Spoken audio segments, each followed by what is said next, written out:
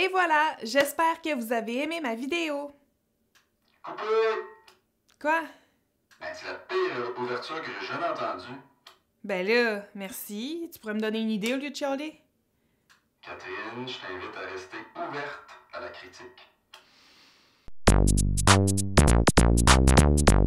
Dans un texte courant, la conclusion contient deux parties, la fermeture et l'ouverture. Puisque la structure de la conclusion épouse la forme inversée de l'introduction, on peut comparer l'ouverture au sujet amené. En effet, ces deux parties renferment une idée plus générale par rapport au sujet du texte. Cette vidéo traitera seulement de l'ouverture. L'ouverture est la partie finale de la conclusion. Elle contient une ou deux phrases qui servent à marquer le lecteur. Pour écrire l'ouverture de ton propre texte, sache que tu peux susciter une réflexion sur le sujet, présenter une projection dans le futur, ajouter une nouvelle information ou un nouvel aspect, citer un proverbe ou les paroles d'une chanson célèbre, mentionner un fait historique ou d'actualité, comparer avec d'autres œuvres, inciter à l'action, formuler un souhait, donner un conseil. Sache aussi que la recherche que tu dois faire avant de commencer à écrire un texte est primordiale. Plus tu auras d'idées sur ta feuille de remue-ménage, plus il te sera facile de sélectionner les meilleures afin d'écrire ton texte en entier et, par le fait même, le clore d'une façon pertinente et intéressante. Pense-y. Voici le résultat de mon propre remue-ménage fait dans le but d'écrire un texte portant sur les arts.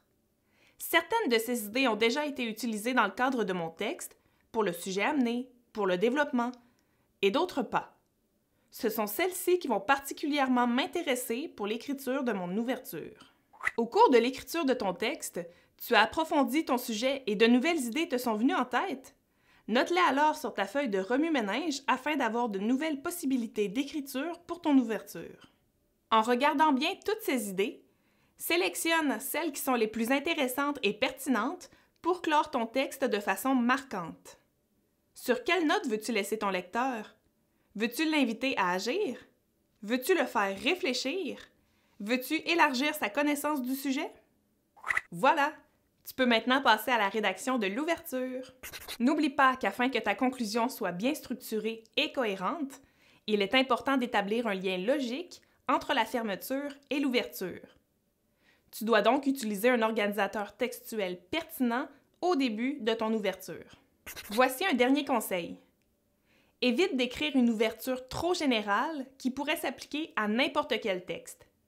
Le but, c'est de marquer ton lecteur, pas de l'ennuyer. Maintenant, choisis l'exemple d'ouverture que tu aimerais voir.